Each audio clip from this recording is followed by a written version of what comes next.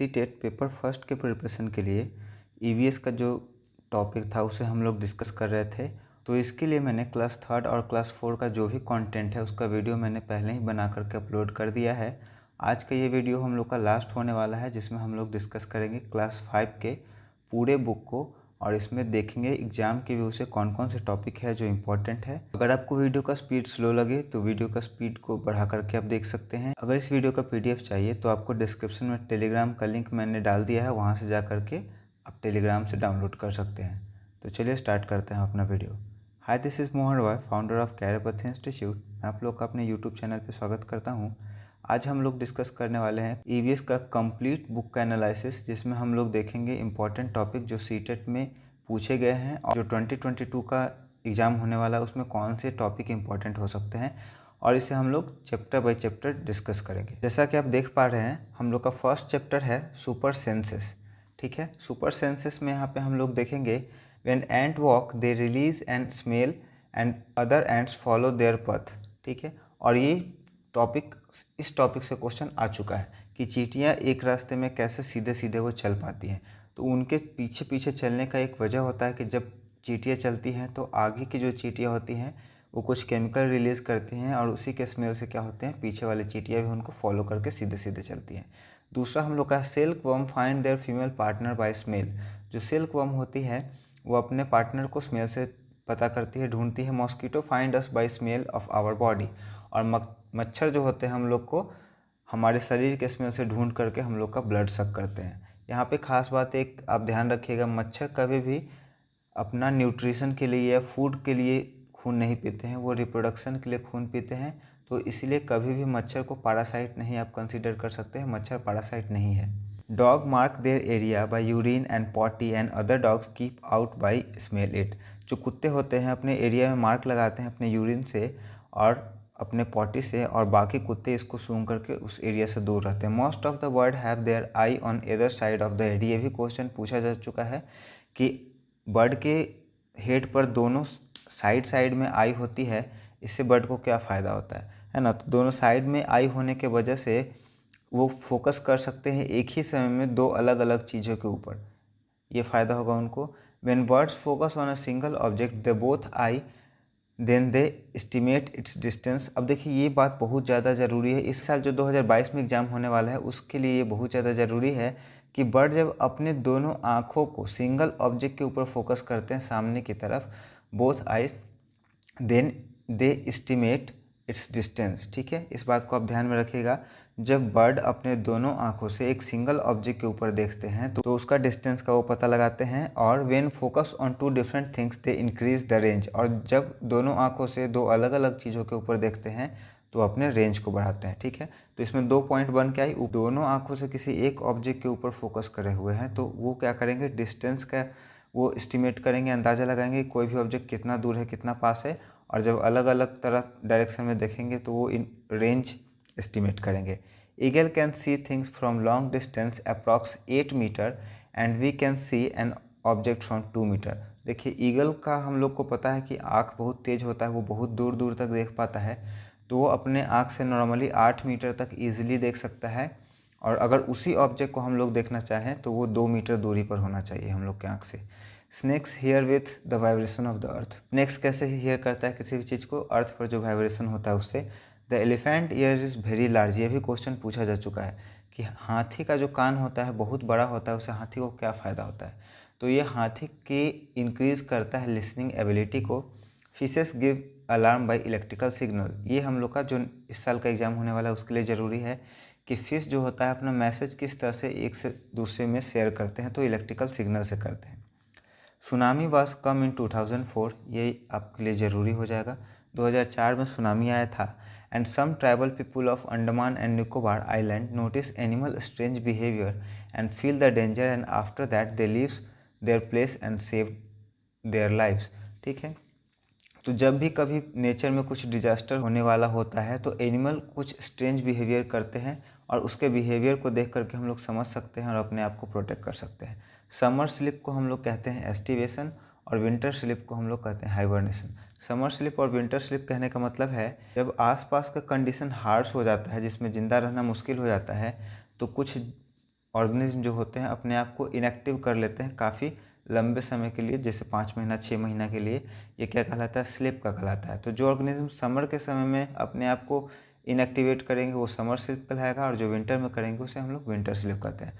अब आगे यहाँ पे बात होगा स्लॉथ का। स्लॉथ बहुत ही एक स्लो ऑर्गेनिज्म है जो कि दिन भर में 17 घंटा तक सोता है, ठीक है, और अपने 40 साल के लाइफ में मात्र 8 पैर के ऊपर वो मूव करता है। The sleeping and walking routine of animals give in 24 hours encourage to think about fraction. और यहाँ पे देखिए एक कॉन्सेप्ट है जिसका पेडागोजी में यूज हो सकता है कि फ्रैक्शन का अगर हम लोग यूज़ कर रहे हैं तो स्लीपिंग एंड वॉकिंग मतलब जानवर कितने देर सोते हैं और कितने देर जागते हैं। जैसे एक दिन में 24 घंटा होता है और इसको हम लोग तोड़ सकते हैं फ्रैक्शन में। जैसे यहाँ पे स्लोथ का 17 घंटा सोता है और बाकी जो बचा टाइम है उसमें वो जागता है, तो यहाँ से फ्रैक्शन का कॉन्सेप्ट हमको क्लियर कर सकते हैं। Tiger can see 6 times better in night than day. ये भी इम्पोर्टेंट है कि जो टाइगर होते हैं रात में 6 गुना ज़्यादा बेटर तरीके से देख सकते हैं किसी भी चीज़ को। The whiskers hair around mouth, ठीक है, किस में? चूहे में, बिल्ली में, माउथ के आसपास में जो हेयर निकले रहते हैं, very sensitive and sense the vibration of air which help them to move in dark. जो टाइगर का विस्कर्स होता है, बिल्ली का विस्कर्स होता है, जो माउथ के चारों तरफ बाल निकले रहते हैं, मूंछ जिसे हम लोग कहते हैं, इंसान का नहीं, टाइगर और लायन का, वो एयर में वाइब्रेशन को फील करता है जिसके वजह से वो रात में ना काफ़ी ईजिली तरीक़ा से मूव कर सकते हैं। Tiger year can move in different direction, ये भी ज़रूरी है। टाइगर के कान अलग अलग दिशा में मूव कर सकते हैं अलग अलग टाइम पे। Tiger roar listen up to 3 kilometre. Tiger अगर दहाड़ दे तो हम लोग 3 किलोमीटर तक उसे सुन सकते हैं। Elephants are killed for tusk. Tusk क्या होता है? हाथी का निकला हुआ दांत होता है जो कि खाने में यूज में नहीं आता है। Rhinoceros for horn. राइनोसेरस को मारा जाता है उनके सींग के लिए। Tiger, crocodile and snakes for their skin. Musk deer for musk, और मस्क का यूज होता है परफ्यूम बनाने के लिए। Peoples kill animal are called hunter और पोचर्स, ठीक है। वैसे लोग जो जानवरों को मारते हैं उन्हें हंटर या पोचर्स कहेंगे। To protect animal government made forest protection law. देखिए जिम कॉर्बेट नेशनल पार्क ये उत्तराखंड में है। पॉसिबिलिटी है कि मैं यहाँ पर जा कर के घूम करके आऊँ, क्योंकि कल मैं जाने वाला हूँ यहाँ पटना से। बहुत दिनों के बाद मैं ट्रैवल करने वाला हूँ। पहले मैं दिल्ली जाऊँगा और उसके बाद मैं उत्तराखंड जाऊँगा, तो पॉसिबिलिटी है कि वहाँ मैं जाऊँ। अगर मैं जाऊँगा तो लाइव वीडियो बना करके आपके साथ ज़रूर शेयर करूँगा। उसके बाद है घाना, ये भरतपुर में है, राजस्थान में। वीडियो थोड़ी सी लंबी हो सकती है तो आप पेशेंस बना करके रखिए और वीडियो को पूरा देखिए। जो भी 3 वीडियो हैं, क्लास 3, क्लास 4 और क्लास 5 का, उसको 2 बार 3 बार आप देख लें। आपका 15 क्वेश्चन जो पूछता है ना, इसमें से आपका 10 से 15 क्वेश्चन आपको 100% श्योर रहिए कि ज़रूर बनेगा। और वीडियो को पूरा देखिए, हो सके तो स्पीड बढ़ा करके देखिए। स्नेक चार्मर थ्योरी, इसमें अंडरलाइन नहीं हुआ है, साथ में अंडरलाइन हम लोग करते चलेंगे। Snake charmer which plays beens are known as Kalbelias, ठीक है। तो स्नेक चार्मर जो बीन बजाते हैं उसे हम लोग कलबेलिया कहेंगे। टीचर आस्क सम क्वेश्चन, ये पेडागोजी के लिए होगा। Related to topic before they start the topic of a student before the teaching of that topic. This purpose behind this is to make lesson more interesting. अब देखिए कभी भी आप बच्चों को पढ़ाएंगे या जब हम लोग बीएड कर रहे होते हैं उसी समय हम लोग को बताया जाता है। लेसन प्लान जब हम लोग तैयार करते हैं तो क्या करते हैं, इंट्रोडक्शन क्वेश्चन हम लोग पूछते हैं। आपको याद होगा तो अपने लेसन प्लान बनाया होगा तो इंट्रोडक्शन क्वेश्चन से हम लोग शुरुआत करते हैं। किसी भी टॉपिक को पढ़ाने के पहले उससे जुड़ा हुआ क्वेश्चन हम लोग बच्चों से करते हैं और उनके प्रीवियस नॉलेज को तो चेक करते ही हैं और साथ ही साथ क्लास को इंटरेस्टिंग भी बनाते हैं। और प्रीवियस नॉलेज को अभी के नॉलेज से अटैच करके हम लोग एस्टिमेट करते हैं कि बच्चे कितना जानते हैं और उन्हें क्या क्या बताने का ज़रूरत है। तो ये सब तरीका है जिससे टीचर क्या करते हैं, बच्चों को क्लास में पढ़ाते हैं। Musical instrument use in been party are been, tumba, kanjiri and dhol. ये सब एग्जाम में इस तरह के क्वेश्चन पूछे जाते हैं कि जो बीन पार्टी हो रहा था उसमें कौन कौन से म्यूजिकल इंस्ट्रूमेंट बजाए जा रहे थे। तो बीन तो बजाया ही जाएगा। टुम्बा एक ढोलक टाइप का है, छोटा सा कटोरा के जैसा बॉल जैसा है, उसमें बजाया जाता है।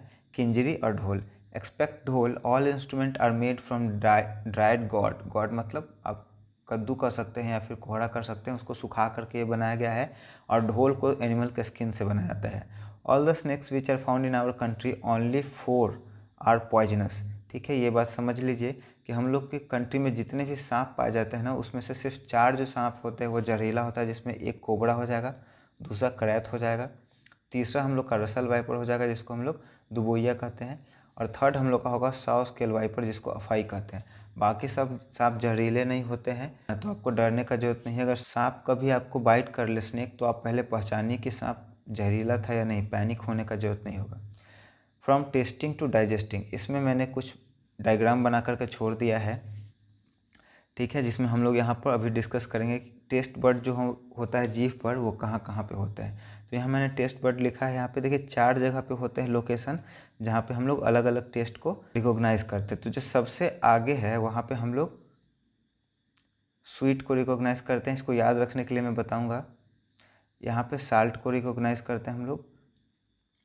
यहाँ पे हम लोग खट्टा को रिकॉग्नाइज करते हैं, और यहाँ पे beater.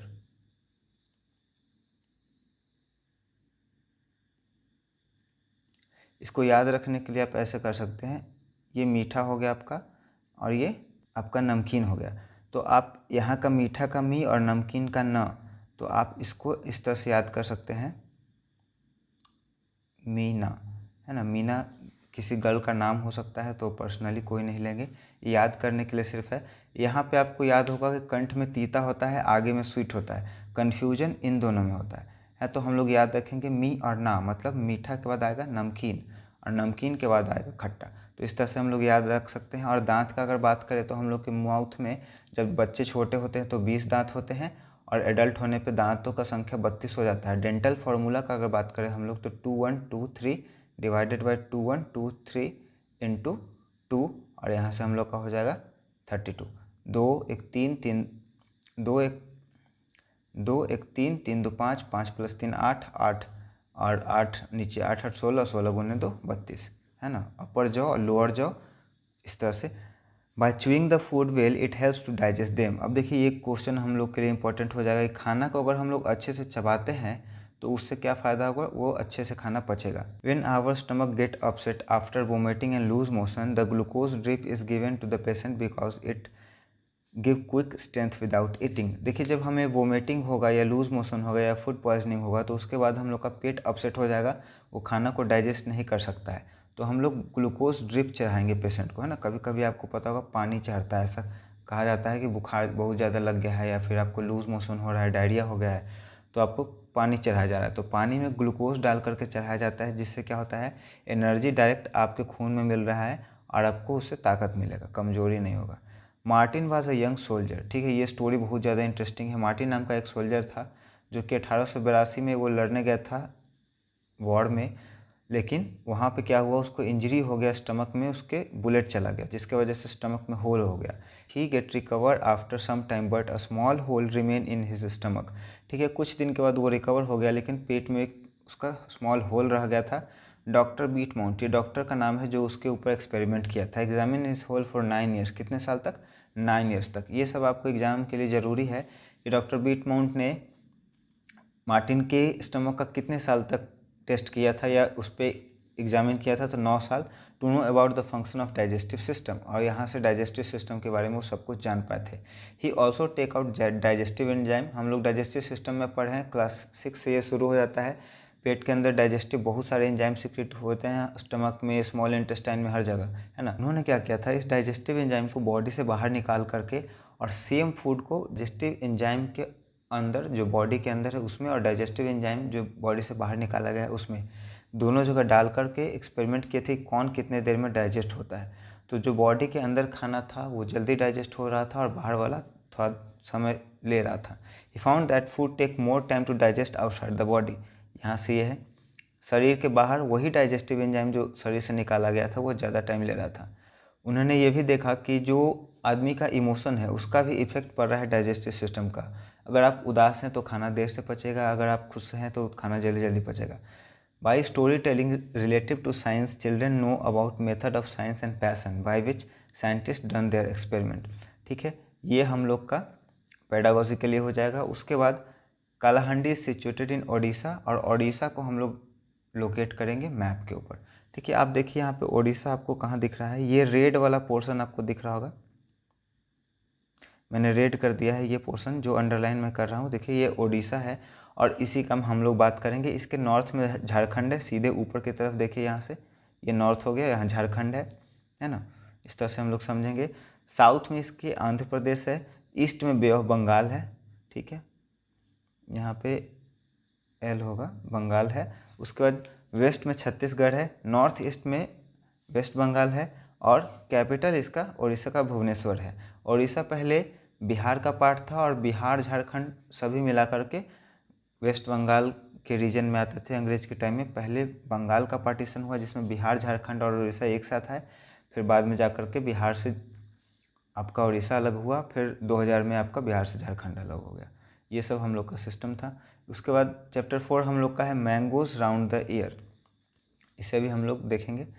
Teacher must allow the student to give example on the basis of their own experience. ये पेडागोजी के लिए ज़रूरी है कि टीचर बच्चों को क्या करे, अलाउ करे अपने एक्सपीरियंस को शेयर करने के लिए, और जो भी एग्जाम्पल बच्चे देना चाहते हैं अपने एक्सपीरियंस से वो एग्जाम्पल दें।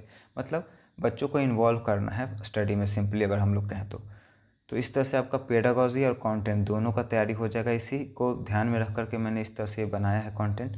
इन classroom any experiment is done by the whole class, the teacher examine and assist them, ठीक है। क्लासरूम में अगर कोई भी एक्सपेरिमेंट हो रहा है तो टीचर क्या करेंगे, बच्चों को असिस्ट करेंगे और एग्जामिन करेंगे ताकि बच्चे कोई गलती ना करे। अब देखिए यहाँ पे कुछ फूड आइटम है और उसके प्रिजर्वेशन का तरीका है। मिल्क है तो उसको हम लोग कैसे प्रिजर्व कर सकते हैं, बॉयल करके। जो पका हुआ राइस है उसको हम लोग किस तरह से प्रिजर्व कर सकते हैं, रैप करके एक भीगे हुए कपड़े में। Green coriander put in the bowl and keep the bowl in the container with the some water, ठीक है। इस तरह से हम लोग इसको प्रिजर्व कर सकते हैं। उसके बाद है ओनियन गार्लिक, प्याज और लहसुन को हम लोग कैसे प्रिजर्व कर सकते हैं, keep in a dry and open place. इसको खुले और सूखे जगह पर रख करके हम लोग इसको क्या कर सकते हैं, प्रिजर्व कर सकते हैं। अत्रियापुरम, देखिए ये जगह का नाम है अत्रियापुरम, town situated in Andhra Pradesh. Andhra Pradesh का एक जगह है मामिदी तांद्रा, मामिदी तांद्रा। ये क्या है, आम पापड़, ठीक है। यहाँ आम पापड़ बनाने का प्रोसेस यहाँ पे डिस्कस किया गया है किस तरह से बनता है, तो आपको ध्यान में रखना होगा। मामिदी तांद्रा ये इस साल के एग्ज़ाम के लिए ज़रूरी है। मामिदी तांद्रा क्या है, किस तरह का डिश है, ये आम का एक पापड़ बनाने का तरीका है। मेड फ्रॉम राइप मैंगो, ये पके हुए आम से बनता है।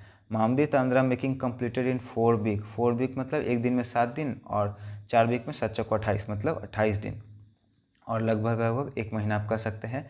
For making of this recipe the bout, क्या क्या खरीदना पड़ता है, woven from palm tree leaves, ठीक है। आपको एक मैट खरीदना पड़ेगा, चटाई जो पहले ताड़ के पत्ता का बनता था। पोल ऑफ कॉजरीना ट्री, ठीक है। उसके बाद string made of coconut husk, coconut husk का जो रस्सी होता है वो। सम जैगरी, जैगरी मतलब आपका गुड़ हो गया, और चीनी, है ना। Mamidi tandra made from the mixture of ripe mango pulp jaggery and sugar mixture.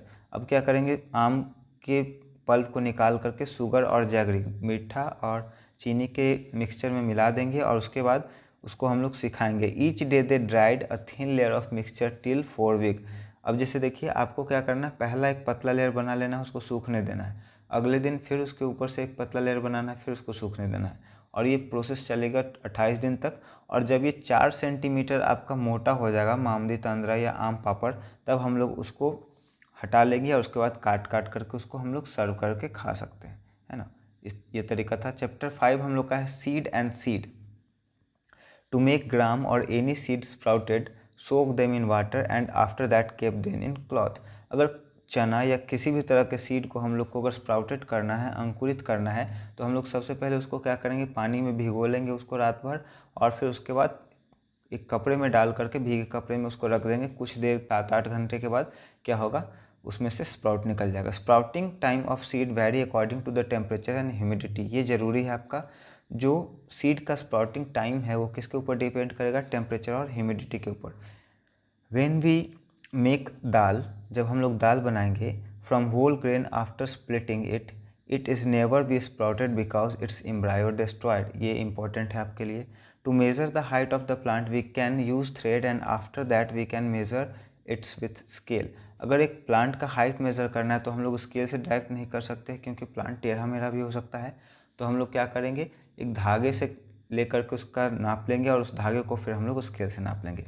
Insectivorous plant, insectivorous कहने का मतलब है वैसा प्लांट जो इंसेक्ट को कैप्चर करके उसे डाइजेस्ट कर लेते हैं। अब ये डाइजेस्ट क्यों करते हैं, जैसा कि आप देख पा रहे होंगे, यहाँ पिक्चर मैंने इसीलिए डाला है, ये ग्रीन कलर के प्लांट है।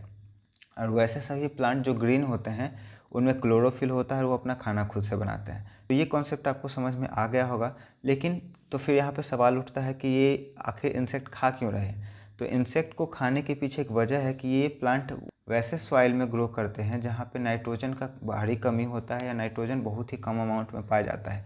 तो नाइट्रोजन की कमी को पूरा करने के लिए क्या करते हैं, इंसेक्ट को, माउस को, फ्रॉग को डाइजेस्ट करते हैं और उन्हें खा जाते हैं। ये तो हो गया पहली बात। तो ये क्या है, फोटोसिंथेटिक ऑटोट्रॉपिक प्लांट है जो नाइट्रोजन की कमी को पूरा करने के लिए इंसेक्ट को खाते हैं। और दूसरी बात, ये जो इंसेक्ट कैप्चरिंग ऑर्गन आप देख पा रहे होंगे, ये मॉडिफिकेशन ऑफ लीफ है। तो इससे इतना ही क्वेश्चन पूछा जा सकता है और कुछ नहीं पूछा जा सकता है ना। अब थोड़ा सा एक एग्जांपल है इंसेक्टिवोरस प्लांट का। यहाँ पे देखिए पिचर प्लांट है जिसे हम लोग नेपेंथेसिस कहते हैं, वीनस फ्लाई ट्रैप है और सनड्यू है। कुछ एग्जाम्पल मैंने एक्स्ट्रा डाल दिया है अपने तरफ से। अब देखिए ये लोकेशन है, कहाँ कहाँ ये पाए जाएंगे। This plants are found in Australia, ठीक है, ऑस्ट्रेलिया में, इंडोनेशिया और इंडिया का अगर बात करें तो ये मेघालय में पाए जाएंगे। Insect capturing organ and modification of leaf, ये सब बात मैंने पहले आपको बता दिया है।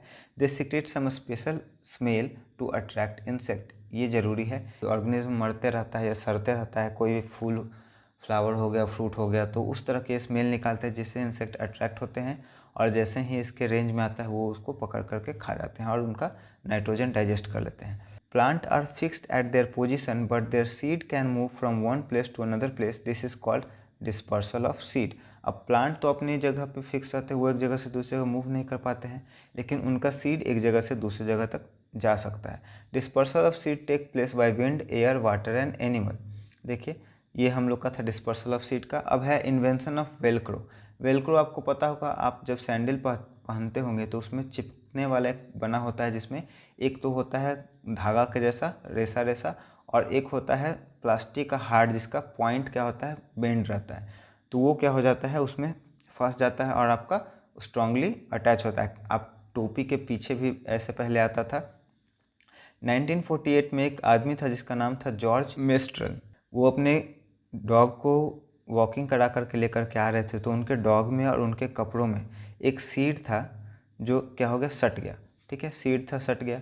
अब सट गया तो वो आए घर और देखे कि क्या हुआ है, ये सीड किस तरह से सटा है। तो उसको माइक्रोस्कोप के अंदर जब डाल करके देखे तो क्या देखे कि सीड का टिप ना मुड़ा मुड़ा है।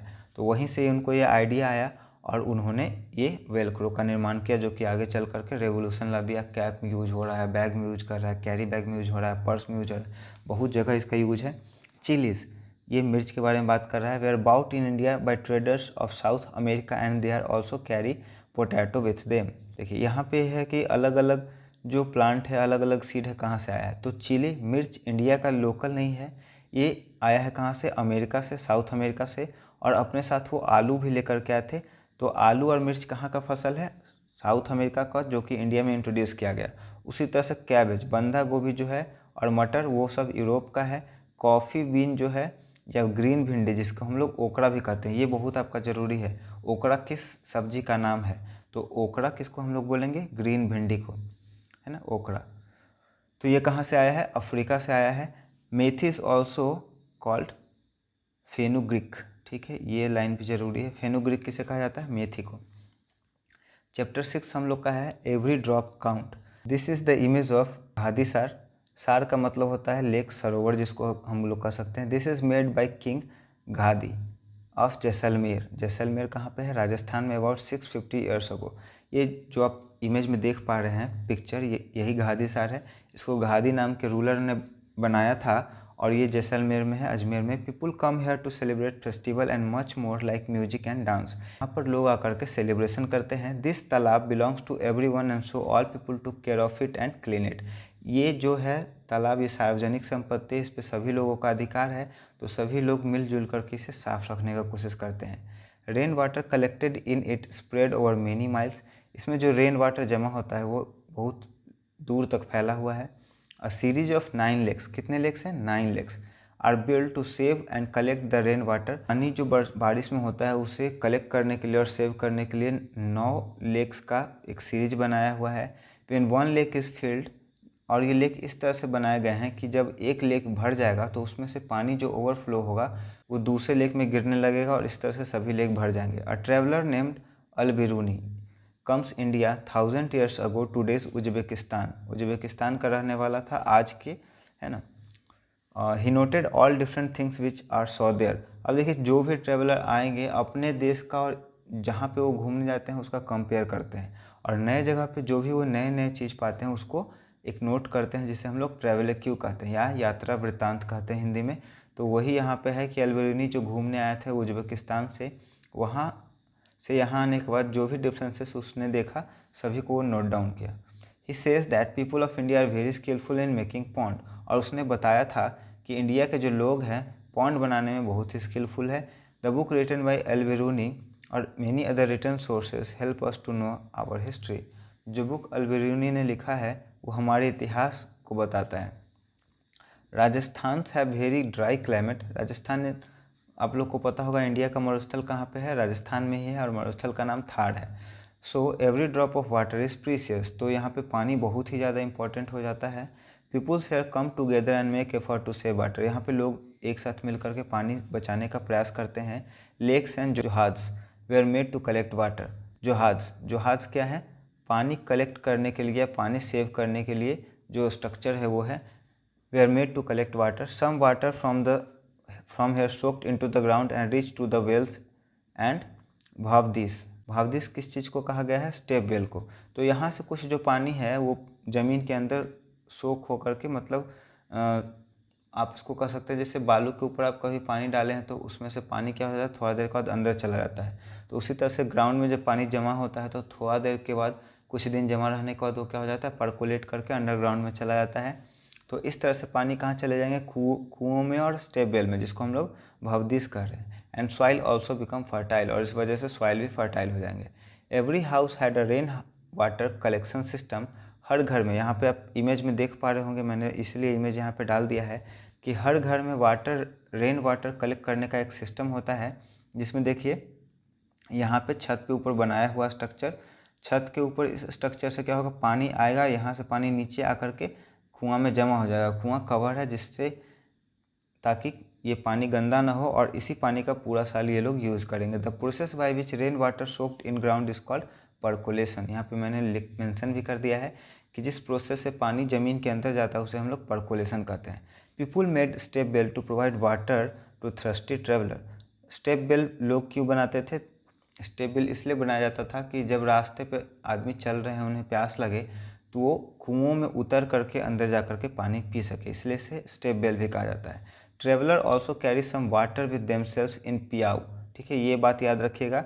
ट्रैवलर अपने साथ पानी किस चीज़ में लेकर के चलते थे, तो उसे पियाऊ कहते थे, और मसाक भी उसे कहा जाता है। लेदर का एक बैग होता था जिसमें वो पानी रखते थे, इसे पियाऊ या मसाक भी कहा जाता था।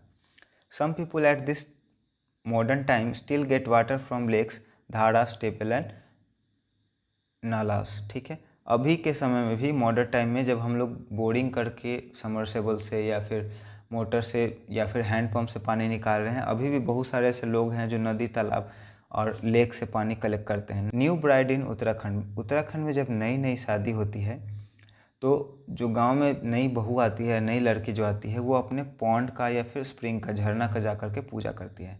इन 1986 देयर वाज नो रेन इन जोधपुर। ये बात है जोधपुर में एक बुरे समय का, जब 1986 में वहाँ पे बारिश नहीं हुआ था, तो आसपास के एरिया में पानी का बहुत ज़्यादा दिक्कत हो गया था। People remember forgotten step well. Step well का देखिए यहाँ पे दो नाम हो गया, एक तो आप ऊपर में यहाँ पे देख पा रहे होंगे, यहाँ पे है भवदीस जिसको स्टेप बेल बोला गया, और नीचे में यहाँ पे बौली को भी स्टेप बेल बोला गया है। ठीक है, तो जो लोगों ने स्टेप बेल को छोड़ दिया था, ऐसे ही बैरन कह सकते हैं, उस पर कोई ध्यान नहीं दिए थे, तो लोगों ने उसे क्या किया, क्लीन किया। जब उन्हें परेशानी हुआ तो उन्होंने क्लीन किया, और उन स्टेप बेल से 200 ट्रक गार्बेज निकला। ठीक है, 200 ट्रक गार्बेज निकलने के बाद वो क्लीन हो गया। लोगों ने उसे साफ़ करके क्लीन कर दिया, पानी जमा हुआ, कुछ दिन यूज किए, लेकिन जैसे ही फिर से वो स्थिति ठीक हुई, लोग फिर उसे भूल गए। ये लाइन बहुत ही ज़्यादा ज़रूरी है, इसमें ग्रुप ऑफ पीपल्स का बात हो रहा है, जिससे तरुण भारत संघ बोला गया है। Work hard to bring water to different area so they help Darki Mai. ठीक है, यहाँ पे याद रखिएगा नाम Darki Mai. Darki Mai lives in Alwar district of Rajasthan. The village faces scarcity of water, so she asks for help. They help to build lake and reduce the problem. तो तरुण भारत संघ के पास गई दरकी माई और उससे रिक्वेस्ट किया कि उसकी मदद करे। इन लोगों ने उनका रिक्वेस्ट किया, लेक बनाए और लोगों के प्रॉब्लम को सॉल्व किया। चैप्टर 7 हम लोग का है experiment with water.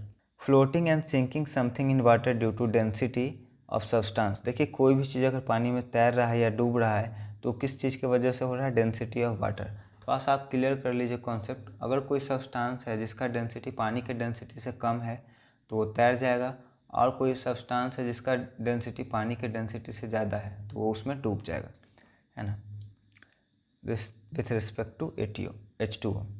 If any substance density is less than H2O then substance float. ठीक है, ये मैंने बता दिया। ठीक है, पूरी सिंक इन ऑयल इनिशियली, ये बात आप ध्यान से समझिए। पूरी जब हम लोग छानते हैं, पूरी जब छाना जाता है किचन में कढ़ाई में, तो शुरुआत में क्या होता है? पूरी कढ़ाई में डूब जाता है, लेकिन जैसे ही उसमें पफ मतलब वो फूलता है तो वो ऊपर आकर के तैरने लगता है। ये क्यों होता है? इसके पीछे का कॉन्सेप्ट और साइंस में थोड़ा सा आपको बता दूं। को आटा गूंदते समय आप अगर कभी देखे होंगे तो उसमें पानी मिलाया जाता है, तो पानी मिलाने के बाद आटा उसमें गूंदाता है। अब वो पानी आपके आटे में मौजूद है। जब हम लोग पूरी को डाले हैं तेल में, गर्म तेल में, तो वो पानी क्या हुआ? वाटर वेपर में बदला।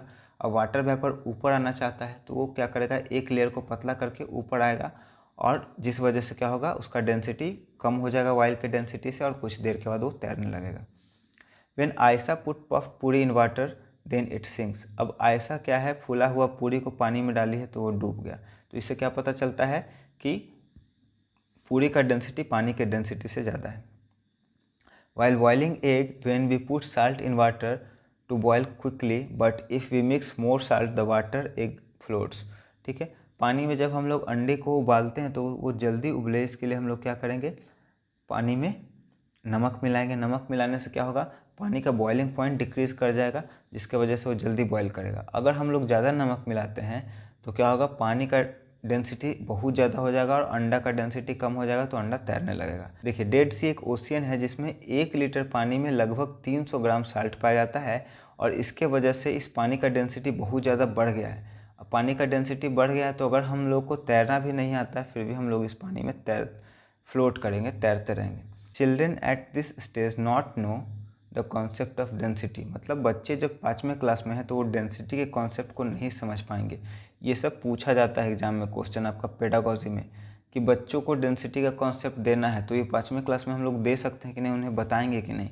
तो इस समय वो नहीं समझ सकते हैं, तो हम लोग बस क्या बोलेंगे कि कोई भी चीज़ थिक है मतलब भारी है पानी से तो वो डूबेगा, पानी से हल्का है तो वो तैरेगा।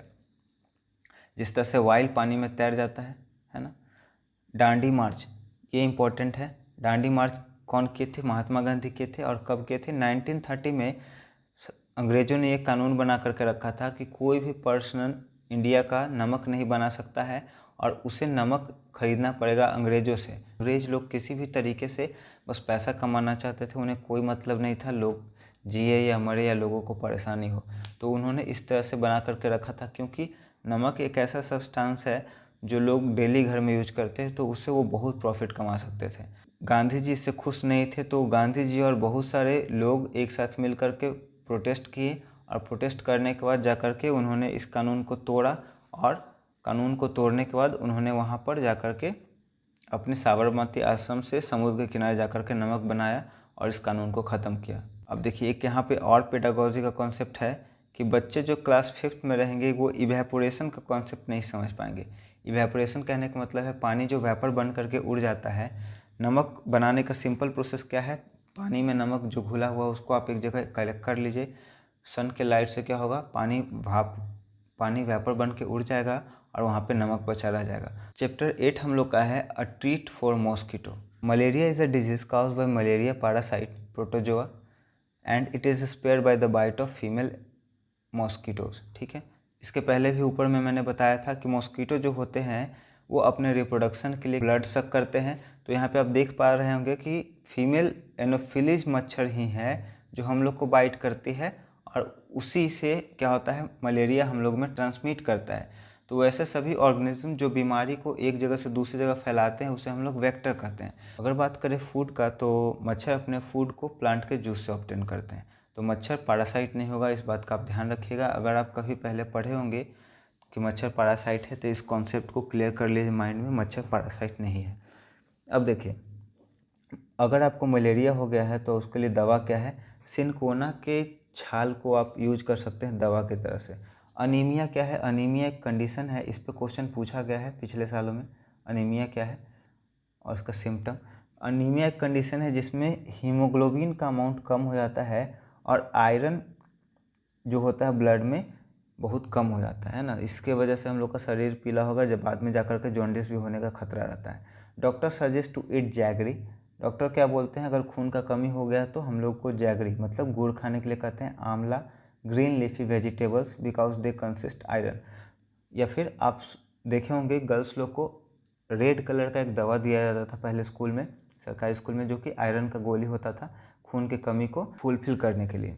ये क्यों होता था आप सभी को पता है, जो भी बायोलॉजी के स्टूडेंट होंगे उन्हें पता होगा, आप क्लास 10th में भी पढ़े होंगे और 12th में भी। गर्ल्स लोग में क्या होता है, मेंस्ट्रुअल साइकिल होता है, जिसकी वजह से ब्लड का बहुत सारा लॉस हो जाता है।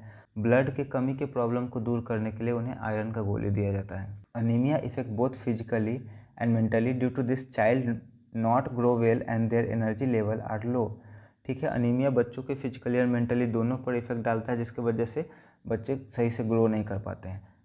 The normal require amount of haemoglobin is, ये बहुत ज़्यादा ज़रूरी है, आप इसको ध्यान में रखिएगा। एक नॉर्मल पर्सन जिसमें हीमोग्लोबिन 12 से 16 मिलीग्राम पर डेसीलीटर होना चाहिए।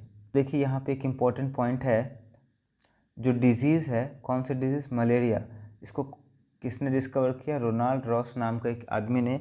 और इसका नाम मलेरिया इसलिए पड़ा क्योंकि मलेरिया का मतलब होता है बैड एयर। पहले किसी को नहीं पता था कि मलेरिया कैसे होता है, रोनाल्ड रॉस ने ही पहली बार इसे ढूंढा, और रोनाल्ड रॉस ने इसे ढूंढा दलदल वाले एरिया में, है ना, तो उन्होंने इसका नाम मलेरिया रख दिया, क्योंकि मलेरिया का लैटिन वर्ड का मतलब होता है bad air. Ross found the brownish mosquito and spotted wings.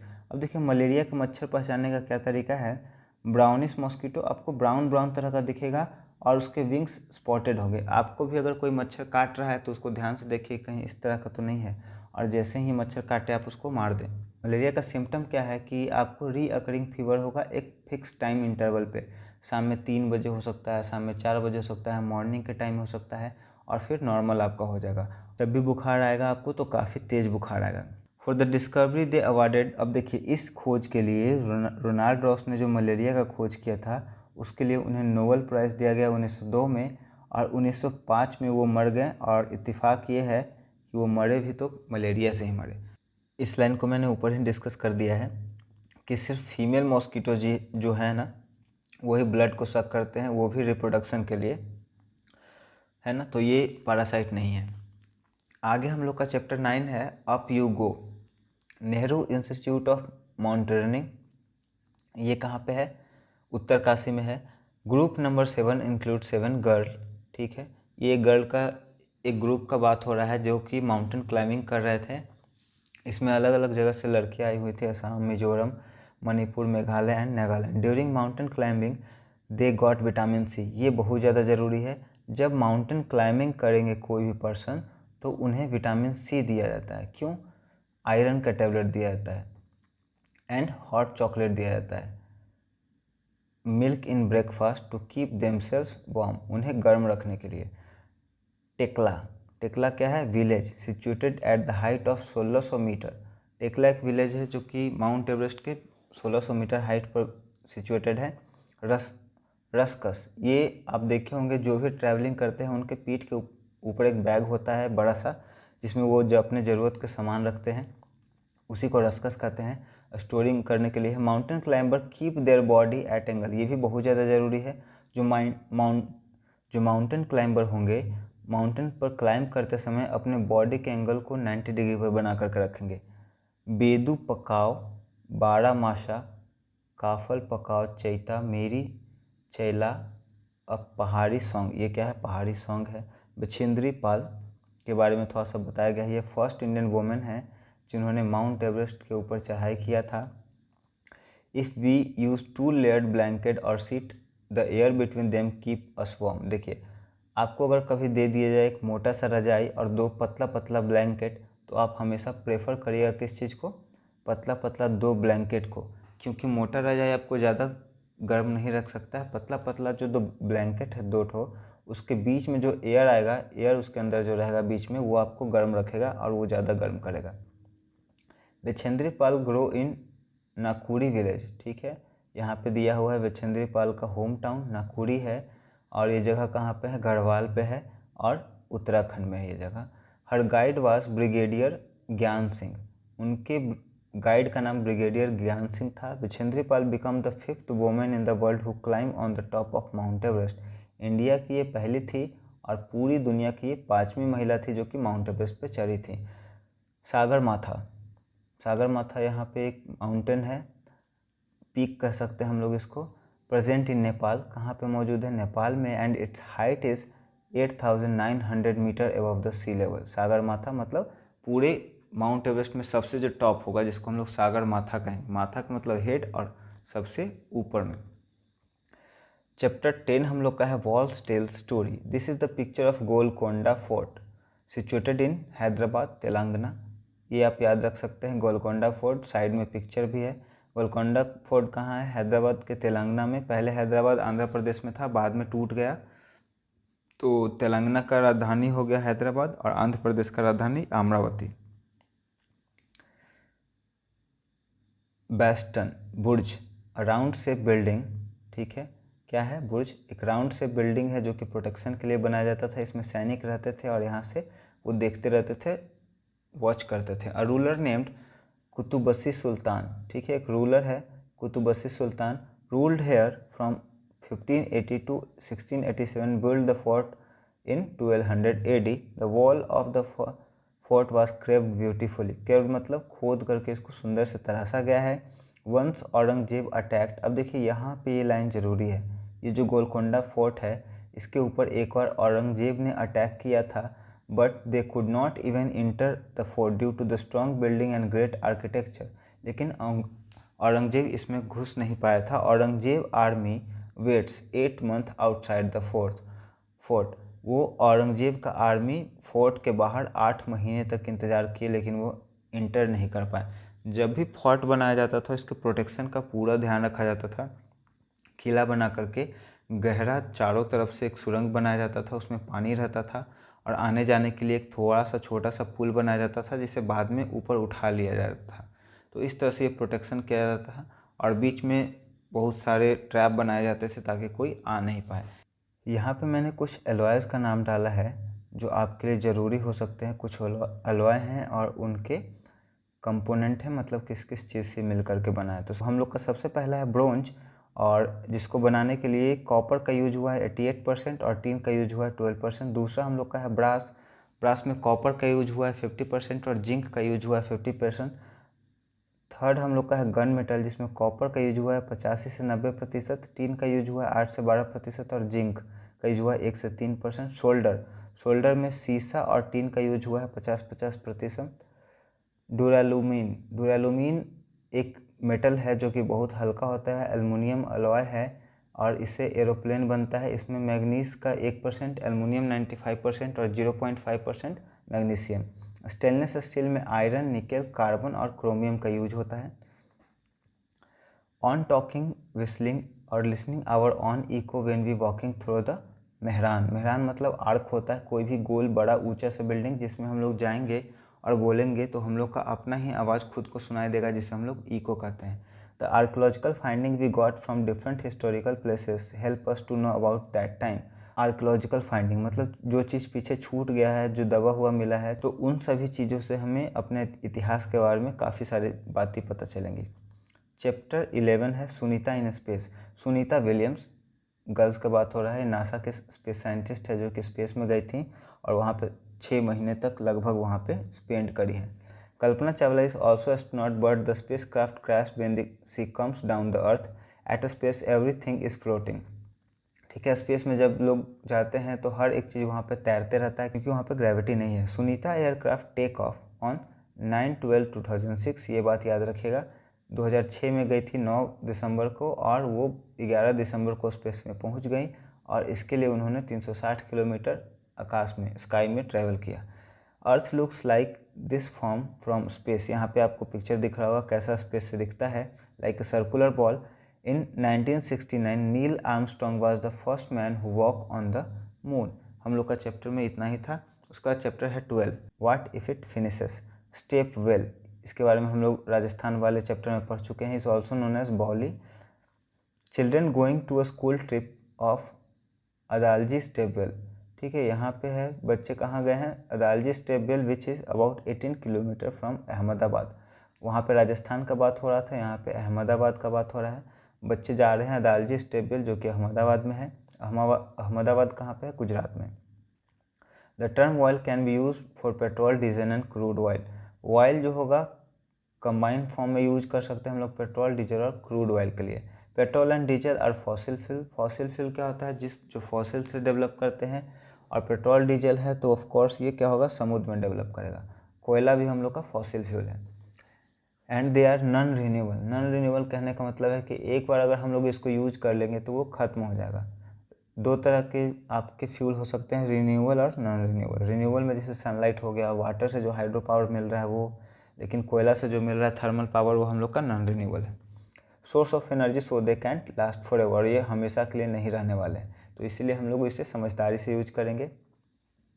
The concept of energy is abstract और कॉन्क्रीट। दो तरह के थिंकिंग हो सकते हैं या ऑब्जेक्ट हो सकते हैं। कॉन्क्रीट का मतलब होता है जो हम लोग के सामने है, और अब्स्ट्रैक्ट का मतलब है कि हम लोग के सामने नहीं है और हम लोग उसके बारे में इमेजिन करके सोच रहे हैं। तो एनर्जी का जो कॉन्सेप्ट है बच्चों के लिए अभी पॉसिबल नहीं है, बच्चे उसे समझ नहीं पाएंगे, सीख नहीं पाएंगे for the age of this stage, but they can think in the term of strength and power. तो बच्चों को स्ट्रेंथ और पावर के टर्म में हम लोग बताएंगे। मतलब अगर बोलेंगे कि पेट्रोल से एनर्जी मिलता है तो वो नहीं समझ पाएंगे, लेकिन अगर बोलेंगे पेट्रोल से ताकत मिलता है जिससे गाड़ी चलती है या पावर मिलता है तो वो समझ पाएंगे। After dig out the crude oil को खोद करके जब निकाला जाता है, a black sticky substances many by product such as kerosene, diesel, petrol, engine oil, fuel for the aircraft, LPG, coal tar, wax, Greece are obtain.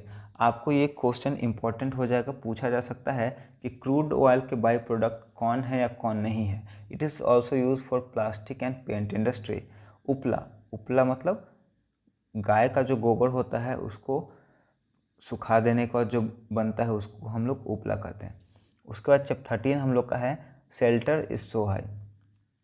The highest road in India. ठीक है, India में जो सबसे highest road है वो है लद्दाख का उमिलांग ला पास, जो कि समुद्र के लेवल से 19,300 फीट ऊपर में है। The journey from Maharashtra to Delhi. ये एक रोड ट्रेवलर का स्टोरी है गौरव जानी का, जो कि महाराष्ट्र से पहले दिल्ली गए और दिल्ली के बाद फिर वो गए हैं लेह लद्दाख के बाद कश्मीर, फिर वहाँ से लौट आए हैं। तो उन्हीं का ये पूरा जर्नी का स्टोरी है जिसमें हम लोग समझने का कोशिश करेंगे अलग अलग पॉइंट्स को।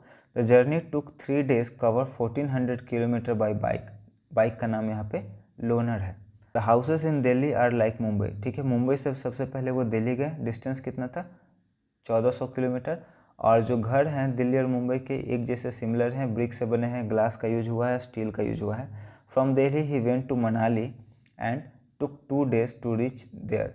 अब दिल्ली से वो कहाँ गए, मनाली गए, जिसमें 2 दिन लगा, टू रीच लेह इन लद्दाख, और फिर बाद में वो लेह में पहुँचे लद्दाख के। He have to go through difficult road, Leh is a cold desert. ये बात आपके लिए बहुत ज़्यादा इंपॉर्टेंट है। लेह क्या है, कोल्ड डेजर्ट है। डेजर्ट देखिए 2 तरह के होते हैं, एक हॉट डेजर्ट, एक कोल्ड डेजर्ट।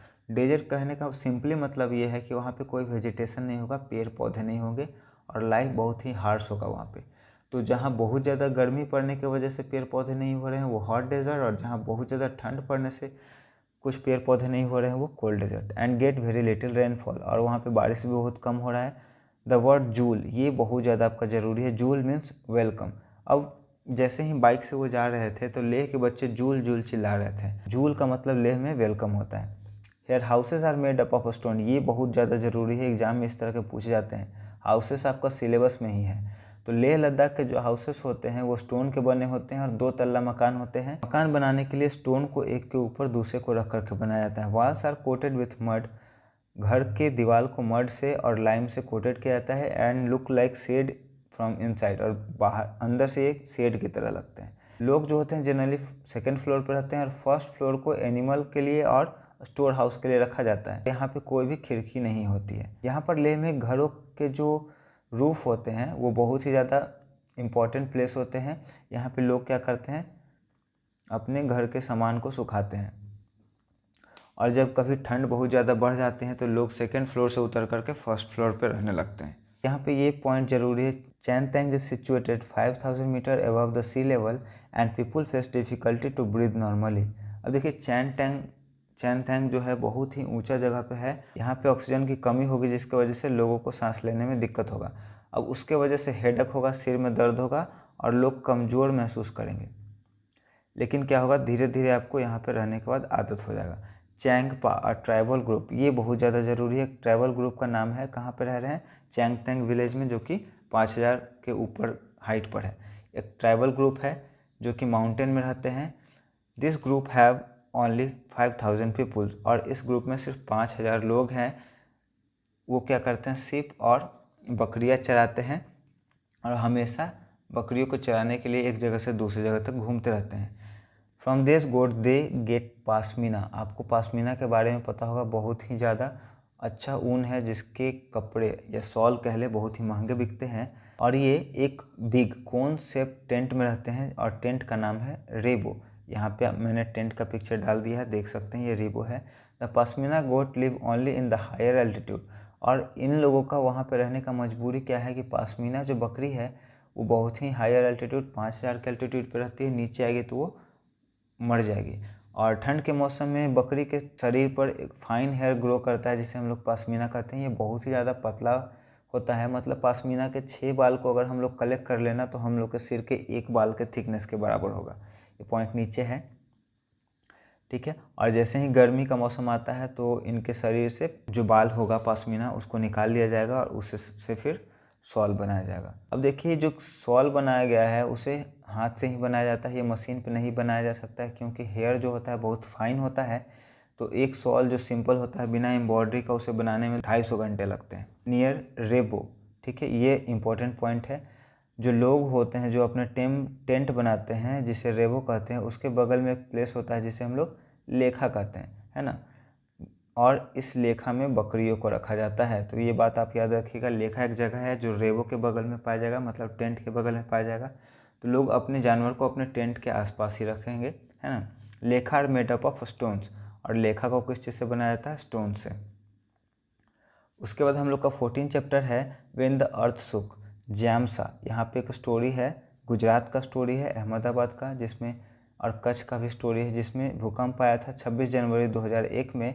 और बहुत सारे लोग यहाँ पे क्या हुए थे, इंजर्ड हुए थे और उन लोगों को नुकसान हुआ था, पैसों का, घर भी उनका गिर गया था और लोग मरे भी थे। जहाँ पे भी होम का बात आए आप समझ लीजिए कि इम्पोर्टेंट है। यहाँ पे जो लोग हैं अपने घर बनाने के लिए क्ले का यूज़ करते हैं और उसके ऊपर काऊ का डंक पुट करके एक दीवार जैसा बना लेते हैं। और लास्ट में सबसे ऊपर में दैट शेड रूफ आप देख पा रहे होंगे, इसके बारे में बात हो रहा है। दैट शेड रूफ फूस का बना हुआ है और पहले से स्ट्रक्चर बना करके उसके ऊपर पुट कर देंगे। ये तरीका, इस तरह से घर बनाया जाता है। तो आपको ये याद रखना होगा कि किस जगह पे इस तरह से घर बनते हैं। तो गुजरात के कच्छ एरिया में। What to do when earthquake come, ठीक है, अगर जब भी कभी अर्थक्वेक आए तो हम लोग क्या करेंगे, है ना, क्या क्या प्रिकॉशन लेना है। सबसे पहले try to go in open ground, हम लोग सबसे पहले कोशिश करेंगे कि खुले मैदान में चले जाएं। अगर ये पॉसिबल नहीं है कि खुला मैदान में नहीं जा पाएँ तो हम लोग क्या करेंगे, किसी स्ट्रॉन्ग चीज़ के नीचे हम लोग छिप जाएंगे। कब तक, जब तक कि धरती हिलना बंद ना हो, और उसे ज़ोर से पकड़ लेंगे ताकि स्लिप ना करे। Bhuj earthquake, Ahmedabad, January 26, 2001। Drought का मतलब होता है सूखा, a condition in which no rainfall occurs for a long time and crops fails. बहुत दिन तक अगर बारिश नहीं हुआ है जिसकी वजह से कोई फसल नहीं हुआ है तो हम लोग उसे सूखा कहेंगे। Famine, a condition created by simultaneous natural disaster and result of that no food is available and people died due to hunger. एक कंडीशन जिसमें लगातार प्राकृतिक आपदाओं के वजह से, जैसे कभी सूखा आ गया, कभी बाढ़ आ गया, खेती नहीं हो पा रहा है और खाने की कमी की वजह से लोग भूखे मरेंगे, तो उसे हम लोग फेमाइन कहेंगे। Earthquake is measured with a device called seismograph, ये एडिशनल मैंने इंक्लूड किया है। अर्थक्वेक को हम लोग सिस्मोग्राफ से मेज़र करते हैं। और इंटेंसिटी मतलब कितना स्ट्रॉन्ग अर्थक्वेक था, इसे हम लोग नापेंगे रिचर स्केल से। The place where earthquake start, उसे हम लोग कहेंगे हाइपोसेंटर, उस जगह पे जहाँ पे अर्थक्वेक का शुरुआत होता है उसे हम लोग हाइपोसेंटर कहते हैं, और जिस जगह पे अर्थक्वेक का शुरुआत होता है उसके जस्ट ऊपर का एरिया एपिसेंटर कहलाता है। चैप्टर 15 हम लोग का है blow hot and blow cold. ये एक स्टोरी है जिसे डॉक्टर जाकिर हुसैन लिखे हैं। ये हम लोग के राष्ट्रपति रह चुके हैं। इसमें एक ड्राफ्ट मैन है जिसका नाम है बैलिस्टी, मियाँ बैलिस्टी, ठीक है, एक ड्राफ्ट पर्सन है, और एक लकड़हारा है जो जंगल में लकड़ी काटने गया है, उसी का ये स्टोरी है। सिंपली अगर स्टोरी का बात करें तो लकड़हारा जंगल में लकड़ी काटने गया है और ठंड का मौसम है। वो लकड़ी काटते काटते उसे ठंड लगने लगा तो अपने हाथ पर ना ब्लो कर रहा है गर्म हवा, और गर्म हवा ब्लो कर करके अपने हाथ को गर्म कर रहा है। तो वो जो ड्राफ्ट मैन है जिसका नाम है मियाँ बैलिस्टी, वो उसके पास गया डरते डरते और पूछा कि आप अपने हाथ पर ब्लो क्यों कर रहे हैं हवा। तो उस वुड कटर ने बताया कि मुझे ठंड लग रही है तो मैंने अपने हाथ को गर्म करने के लिए ब्लो किया है, और फिर वो अपना लकड़ी काटने लगता है। और वो मियाँ बैलिस्टी वहीं पे साइड में खड़ा होकर के उसे देखने लगता है।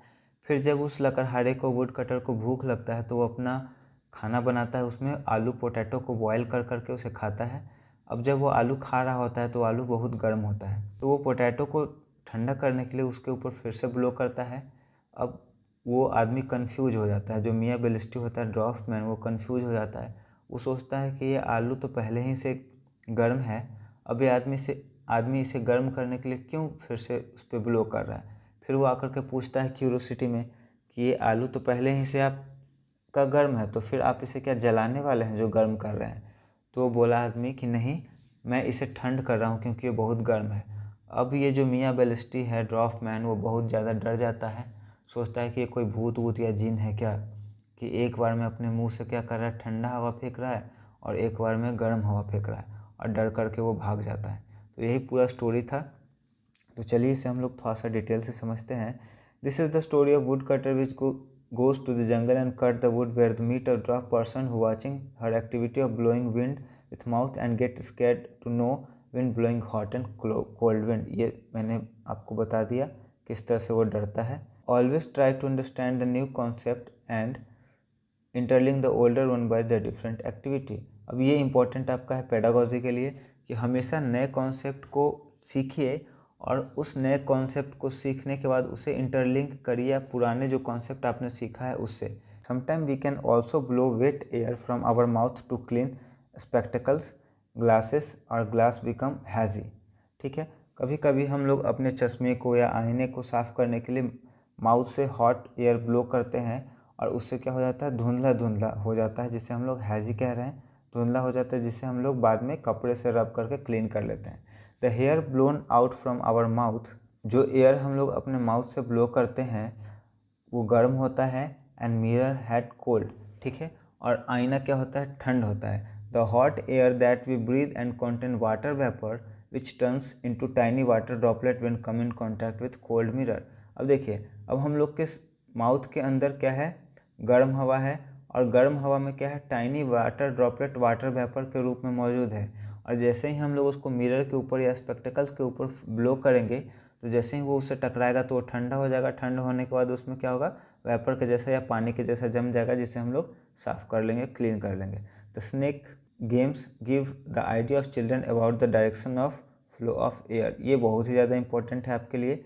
एक स्नेक गेम का इसमें बात हुआ है जिससे बच्चे एयर के ब्लो के डायरेक्शन को जान पाएंगे। ये बहुत ही ज़रूरी पॉइंट है एग्जाम के व्यू से। ये एग्जाम में आ सकता है कि स्नेक गेम से बच्चे क्या सीखेंगे, इसमें बच्चे कैसे सीख पाएंगे एयर के डायरेक्शन के बारे में। व्हेन हॉट एयर राइजेस, ठीक है, इस बात का ध्यान रखिएगा, जब गर्म हवा राइज करेगा snake moves in a clockwise direction, ठीक है, and when cold air comes down heavier snake moves in anti clockwise direction. और इस तरह से बच्चे एयर के डायरेक्शन को समझ पाएंगे और सीख पाएंगे। अब हम लोग मूव करेंगे चैप्टर 16 पे। Who will do this work. From many years ago and even at present time people face discrimination, ठीक है, बहुत समय पहले ये बहुत ज़्यादा कॉमन था, अब रेयर हो गया लेकिन फिर भी देखने को मिलता है भेदभाव। And also victim of untouchability. Untouchability मतलब छुआछूत, है ना। एक नीचे जात का आदमी अगर आपको छू देता है तो आप गुस्से हो जाते हैं, उसे मारने पीटने लगते हैं। ये पहले बहुत ज़्यादा होता था, और इसके शिकार हम लोग के कॉन्स्टिट्यूशन के निर्माता भीमराव अंबेडकर भी हो चुके हैं, जिनका वर्णन आता है इस स्टोरी में। और एक और भी स्टोरी है जिसमें भीमराव अंबेडकर एक ऊंचे कुल के गांव में जाते हैं जहाँ पे उन्हें प्यास लगती है और वो कुएं से निकाल करके पानी पी लेते हैं। तो वो लोग ज़बरदस्ती उनसे पूरे कुएं का पानी निकलवा करके बाहर गिरवाते हैं और ये लगातार 3-4 दिन तक ये प्रोसेस चलते रहता है और ना तो इस बीच में उनको कुछ खाने दिया जाता है, कुछ पीने दिया जाता है। When Bhimrao Ambedkar was 7 year old, he went to the Goregaon, ठीक है, इन Maharashtra with his father to spend holidays, ठीक है। यहाँ पे एन छूट गया है, आप यहाँ पे एन ऐड कर लीजिएगा। जब भीमराव अम्बेडकर 7 साल के थे तो अपने पापा के साथ कहाँ गए? गोरेगांव गए, जो कि महाराष्ट्र में है, और वहाँ पे वो छुट्टियाँ बिताने गए थे। He saw the barber cutting hairs of A rich farmer. वहाँ पे उन्होंने देखा कि एक नाई है, बार्बर है, जो एक अमीर आदमी के भैंस के बाल को काट रहा है। तो उस समय अंबेडकर जी के भी बाल बढ़े हुए थे। वो जाकर बार्बर से कहते हैं क्या आप मेरे भी बाल को काट देंगे? तो बार्बर बोलता है कि अगर मैं तुम्हारे बाल को काटूंगा तो मेरा रेजर, बाल काटने का जो सामान होता है वो, और आई विल गेट डर्टी, ठीक है। यहाँ से आप समझ सकते हैं डिस्क्रिमिनेशन कैसे किया गया। मतलब एक इंसान को एक जानवर से भी नीचा दिखाने का प्रयास किया गया है कि अगर वो बार्बर भीमराव अंबेडकर जी का बाल काटता तो उसका क्या हो जाता? गंदा हो जाता। Gandhi ji says that every person should do every kind of work. Gandhi ji क्या कहते हैं कि हर एक पर्सन को हर एक तरह का काम करना चाहिए, इसमें किसी को शर्म नहीं होना चाहिए। अपना काम करने में शर्म कैसा है ना, बहुत फिट बैठता है इस जगह के लिए। चैप्टर 17 हम लोग का है across the wall. Nagpada basketball association of Mumbai NBA team है, जो कि गर्ल्स का ये टीम है, और इन्हीं लोगों के इंटरव्यू का ये पूरा स्टोरी है जिसके बारे में बताया गया है। ये स्टीरियोटाइप को भी दिखाता है कि किस तरह से गर्ल्स को हर एक चीज़ के लिए रोका टोका जाता है और बॉयज़ को बहुत ज़्यादा कंपैरेटिवली फ्रीडम मिलता है। Girls are not allowed to live like the boys and also rarely got permission to play outdoor game like the boys. There are some strict rule for girls by family and society. देखिए, लड़कियों के लिए परिवार वाले और society दोनों ही strict rule बना देते हैं and build a wall for their development. और इस तरह के स्टीरियोटाइपिक रूल से बच्चों के, खासकर लड़कियों के डेवलपमेंट के बीच में एक दीवार खड़ा कर दिया जाता है। Here we discuss the story of girl basketball team and their struggle. In this game player are recognise by their perseverance. अब देखिए, ये पेडागोजी के लिए हम लोग का ज़रूरी है। जब कभी भी गेम का बात होगा तो उसमें प्लेयर अपने प्रिजर्वेंस, मतलब किस तरह से वो परफॉर्मेंस करते हैं, rather than what level they play, इसके बजाय कि वो किस लेवल पे। जैसे गेम का भी अलग अलग लेवल होता है। अगर क्रिकेट का बात करें तो रणजी होता है, स्टेट होता है, नेशनल, इंटरनेशनल होता है, मतलब नेशनल टीम में सिलेक्शन होता है। इस तरह से ढेर अलग अलग टाइप होते हैं। तो बच्चे किस तरह से खेलते हैं या प्लेयर किस तरह से खेलते हैं, ये ज़्यादा मायने रखता है, ना कि किस लेवल पे वो खेलते हैं। Ranking and unhealthy competition must be avoided. ये पेडागोजी के लिए बहुत ज़्यादा ज़रूरी है। आपका कॉन्सेप्ट यहाँ से बहुत ज़्यादा डेवलप होगा। आप इस पूरे वीडियो को बहुत ध्यान से सुनिए और समझने का कोशिश करिए। ये बहुत, इसको बनाने के लिए मैंने मेहनत किया है। तो जो बच्चों में एग्ज़ाम के बाद या फिर किसी भी चीज़ के बाद रैंकिंग दिया जाता है या बच्चों में कंपटीशन कराया जाता है कि वो बच्चा देखो तुमसे ज़्यादा तेज़ दौड़ रहा है, तुम उससे ज़्यादा तेज़ दौड़ो, तो ये हमेशा बच्चों के ऊपर गलत इफ़ेक्ट डालता है। तो इस चीज़ से बचना चाहिए, पेरेंट्स को भी और टीचर को भी। अब बास्केटबॉल टीम है 5 प्लेयर, इस बात का ध्यान रखिएगा। बास्केटबॉल गेम में 5 प्लेयर होते हैं ग्राउंड पर और पूरा टीम के लिए 12 प्लेयर का सिलेक्शन होता है ना। चैप्टर 18 हम लोग का है नो प्लेस फॉर अस। जात्रिया भाई रिसेंटली कम्स टू मुंबई। इसमें स्टोरी है एक जंगल में रहने वाले आदिवासी आदमी का, जो कि बाद में उसको डिस्प्लेस कर दिया गया था गवर्नमेंट के प्लान के वजह से। उसी का ये स्टोरी पूरा है जात्रिया भाई का। वो पहले जंगल में रहते थे। जंगल में रहने के बाद जब वहाँ पे डैम बनाया गया तो उनको वहाँ से हटा दिया गया झूठे मूठे वादे करके सिंदूरी विलेज में, जहाँ पे उन्होंने बहुत डिफ़िकल्टी फेस करी। तो फिर बाद में वो उस जगह को भी छोड़ करके मुंबई चले आए और मुंबई में बहुत ही ज़्यादा बुरी स्थिति में वो रह रहे थे। इसी का ये पूरा का पूरा स्टोरी है। तो चलिए हम लोग इसे देखते हैं। Yatra bhai recently comes to Mumbai from Sinduri village in search for work and better life. कोई भी लोग अगर शहर में जा रहे हैं तो किस चीज़ के लिए जाते हैं? वर्क के लिए और अच्छी ज़िंदगी के लिए, ठीक है। किसके साथ? अपने डाउटर झिमली के साथ, और उसका एक बेटा भी था सिद्धा। यात्रा वास बॉर्न इन खेदी विलेज। देखिए, यात्रा भाई जो थे, कहाँ पे उनका जन्म हुआ था? खेदी विलेज में, on a hill and thick forest. ये एक बहुत ही अच्छा जगह था जहाँ पे चारों तरफ से जंगल थे और पहाड़ी एरिया था। The government decided to build a dam on the river of the Khedi. अब खेदी नदी के ऊपर सरकार ने क्या डिसाइड किया कि वहाँ पर डैम बनाया जाएगा, जिससे पावर प्रोजेक्ट भी बनेगा और इरिगेशन भी किया जाएगा। And promise to provide better livelihood at some other places. अब वहाँ के जो लोग थे उनसे प्रॉमिस किया गया कि आपको दूसरे जगह अच्छा ज़िंदगी प्रोवाइड किया जाएगा, और लोगों को लुभावना लालच दे करके वहाँ से उनको हटाया गया। After build dam on river, villages and forest of one side sink due to excess water and other side by drought. देखिए, अब जब डैम बनाना तो दोनों तरफ के, नदी के दोनों किनारे के ऊपर जो गांव बसे हुए थे वो बर्बाद हो गए। एक तरफ एक्सेस पानी की वजह से डूब गया और दूसरी तरफ पानी ही नहीं जा रहा, जिसकी वजह से सूखा से लोग को डिस्प्लेस करना पड़ गया। All the villagers shifted to Sinduri village where they have pay for everything. अब देखिए, जंगल में जब लोग रह रहे थे तो वहाँ पे उन्हें जो भी ज़रूरत पड़ती थी वो जंगल से उन्हें मिल जाता था। लेकिन जब जंगल छोड़ करके वो दूसरे जगह पे गए जहाँ पे उन्हें कुछ आता नहीं था करने के लिए, जंगल में लोग कलेक्ट कर रहे हैं, गैदर कर रहे हैं, सभी ज़रूरत का चीज़ उन्हें जंगल से मिल जा रहा है, उन्हें एक्स्ट्रा वर्क करने का ज़रूरत नहीं था, अपना डेली एक्टिविटी उसी से उनका पूरा होता था। लेकिन जब शहर में गया उनके पास करने के लिए कुछ नहीं था, तो उन्हें अब हर चीज़ खरीदना है, दवा खरीदना है, ठीक है, खाने के लिए खरीदना है। जंगल में खाने के लिए भी मिल जाता था, कभी बीमार पड़े तो वो जंगल में ही जड़ी बूटियों से खुद को ठीक कर लेते थे। और बात रही पैसे की, तो जंगल से जो कलेक्ट करते थे उसे बेच करके उन्हें पैसा भी आ जाता था।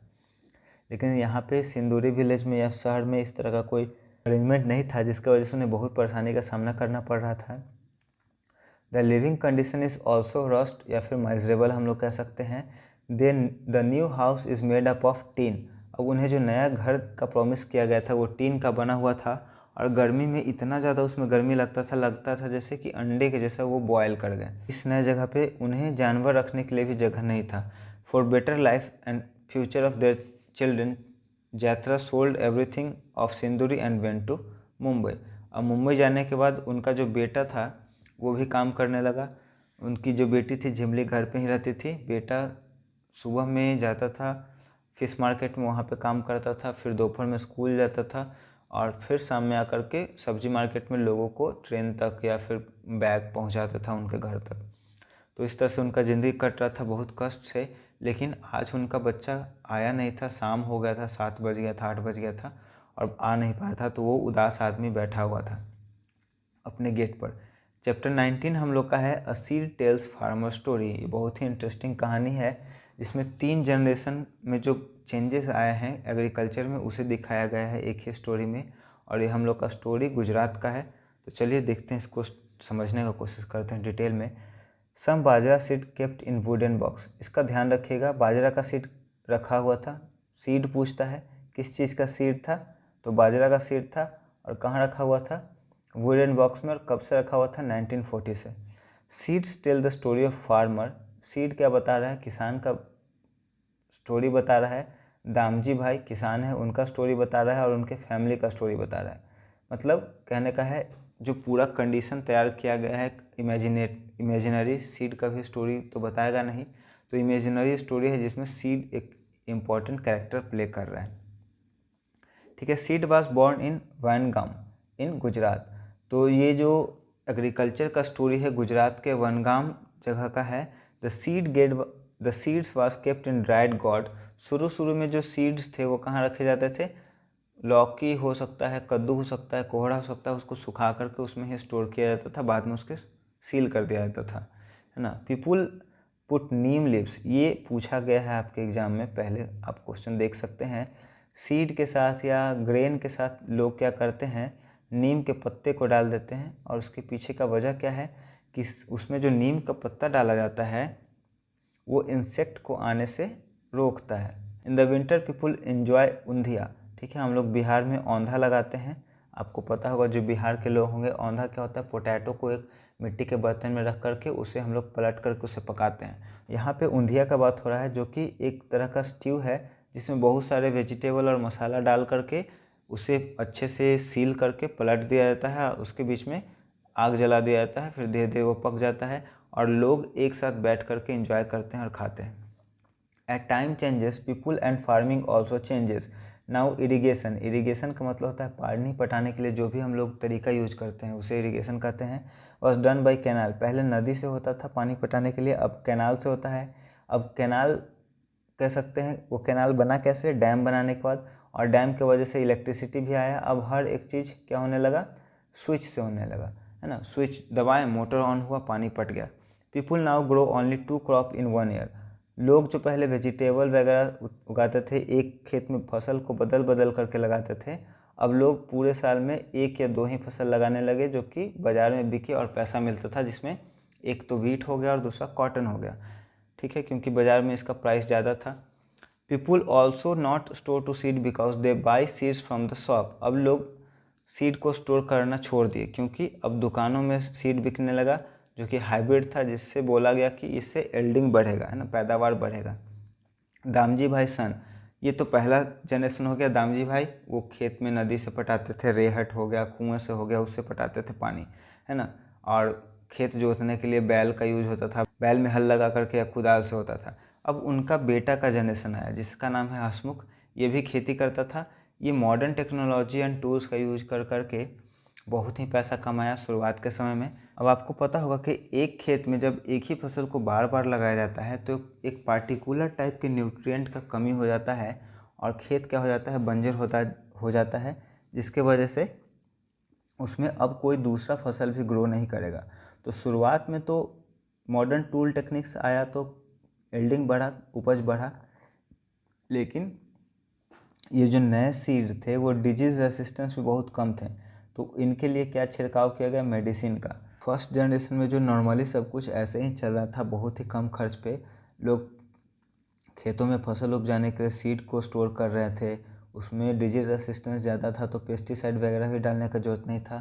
खेत बहुत ज़्यादा फर्टाइल था, ऑर्गेनिक खेती किया जा रहा था। उसमें गाय का, पत्ता का, सूखे हुए पेड़ पौधों को ही काट करके उसमें डाल करके सॉइल का फर्टिलिटी को मेंटेन किया जा रहा था। लेकिन यहाँ पे जो नए सीड है, लेस डिजीज रेसिस्टेंस है, बार बार एक ही फसल लगाने से क्या हो गया, खेतों में उसका उर्वरा शक्ति भी कम हो गया, तो अब उसमें खाद भी महंगा महंगा डालना पड़ रहा है। इस तरह से क्या हुआ, एक्सपेंसेस बढ़े। अब एक्सपेंसेस बढ़े तो लोगों को मनी लेंडर से कर्ज पे पैसे लेने पड़ा, ठीक है, ऐसा सिस्टम हो गया। बाद में जब खेती में प्रॉफिट कम होने लगा तो लोगों ने खेती करना छोड़ दिया, है ना। Growing the same crop again and again reduce the soil quality, ये बहुत ही ज़्यादा इंपॉर्टेंट लाइन है एग्जाम के व्यू से भी और आपको डेली लाइफ में भी समझने के लिए बहुत ज़्यादा ज़रूरी है। Now not any crop grow well and Hasmukh often tensed. अब जब फसल का पैदावार कम होने लगा, आमदनी कम होने लगा, तो हसमुख जो था अब हसमुख नहीं होकर के वो क्या होने लगा, टेंस होने लगा। मैं मजाक कर रहा हूँ, उसका नाम हसमुख है। हिज सन परेश, अब हसमुख का बेटा, थर्ड जनरेशन का बात हो रहा है, not want to do farming. अब आपको पता ही चल गया होगा कि क्यों वो फार्मिंग नहीं करना चाहता था और वो क्या बन गया, ट्रक ड्राइवर बन गया। A farmer from Andhra Pradesh have been sent to the prison because he was unable to pay the 24,000 loan that he took from the bank Nalappa Reddy. यहाँ पे एक नालप्पा रेड्डी फार्मर का बात हो रहा है आंध्र प्रदेश का, जिन्होंने बैंक से लोन लिया था। अब आपको पता ही है, जब हम लोग ट्रेडिशनल मेथड से शिफ्ट किए मॉडर्न टूल्स एंड टेक्निक्स पे तो बहुत सारे चेंजेस आए, एक्सपेंसेस बढ़ा। अब उस एक्सपेंसेस को बियर करने के लिए लोगों ने लोन और कर्ज लेना शुरू किया। लोन नहीं चुकाने के बाद मात्र 24,000, इसमें यह भी मेंशन किया गया है बुक में कि बिजनेसमैन जो बड़े बड़े होते हैं करोड़ों करोड़ रुपए ले करके भाग जाते हैं। आपको पता होगा विजय माल्या, हम लोग का नीरव मोदी, पैसा लेकर के हम लोग के देश छोड़ करके भाग गए, आराम से ज़िंदगी बिता रहा है। उन लोग का कोई खोजने वाला नहीं है। लेकिन छोटे छोटे किसान या गरीब लोग जब 1,000, 10,000, 20,000 लोन ले लेंगे तो उनके ऊपर आफत आ जाती है ना। तो इस तरह का स्टोरी है यहाँ पे। क्रोटोन, अब देखिए ये बहुत ही ज़्यादा इम्पोर्टेंट लाइन है। क्रोटोन क्या है, क्रोटोन है प्लांट्स जिसके पत्ते क्या होते हैं, कलरफुल होते हैं, ठीक है। और ये क्या देते हैं, सिग्नल देते हैं जब सॉइल सूख जाते हैं तो, क्योंकि इसका जो रूट होता है फाइब्रस रूट होता है। आप रूट के बारे में अगर पढ़े होंगे तो आपको पता होता है 2 तरह के रूट होते हैं, टैप रूट और फाइब्रस रूट। टैप रूट जो होते हैं डीप इनसाइड द सॉइल जाते हैं और अंडरग्राउंड से वो वाटर लेते हैं, लेकिन फाइब्रस रूट ऊपर ऊपर ही मिट्टी पर फैला रहता है और इसे हम लोग को पानी देने का जरूरत होता है। तो जब इस क्रोटोन पौधा में पानी का कमी होता है तो क्या होते हैं, इसके पत्ते कर्ल कर जाते हैं, लिम्प हो जाते हैं, मतलब मुड़ जाते हैं।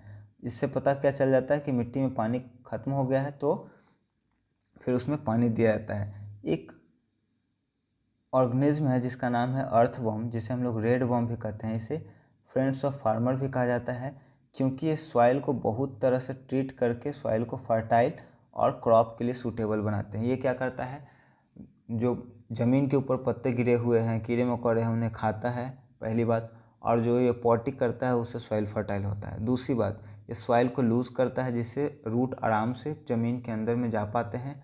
और तीसरी बात, जब ज़मीन के अंदर ये होल बना करके घुसता है तो उस होल में ऑक्सीजन भी अंदर जाता है जिससे कि रूट सांस ले पाते हैं। Bajra crop are put in mortar, mortar का मतलब होता है ओखली, for crushing and pestle musli. बाजरा के क्रॉप का जो पूरा फसल होता है उसको मोर्टार मतलब ओखली, आपको पता होगा धान कूटा जाता था, शादी में ये गाना भी गाया जाता है ना। आप जो बिहार में होंगे लोग उनको पता होगा। तो ओखली में डाल करके इसे कूट करके बाजरा के फसल से सीड को अलग कर दिया जाता है, इसे चाल करके अलग कर लिया जाएगा। फिर इसका फिर इसे पीस करके आप चक्की में या फिर घर पे भी इसे पीस सकते हैं, जांता कहते हैं उस पर, और पीसने के बाद इससे रोटी बनाया जाता है। तो ये पूरा स्टोरी था जिसमें हम लोग बाजरे का पढ़े। अब ये बॉक्स का स्टोरी आया कहाँ से, अब थर्ड जनरेशन का जो देख रहे हैं परेश, जो थर्ड जनरेशन का लड़का था, ये क्या कर रहा है कि दादाजी जो रखते थे ना सीड का बॉक्स था, वो मेरे गाड़ी के टूल्स को रखने के लिए बहुत ज़्यादा अच्छा है, तो वो ढूंढ रहा है इस बॉक्स को। तो स्टोरी बता रहा है ये बॉक्स कि कैसे कैसे आदमी चेंज करा और किस तरह से लोग शिफ्ट कर गए खेती को छोड़ करके दूसरे कामों के ऊपर। चैप्टर 20 हम लोग का है whose forest. In this picture children are going to jungle and playing and singing song in their local language Kurukh.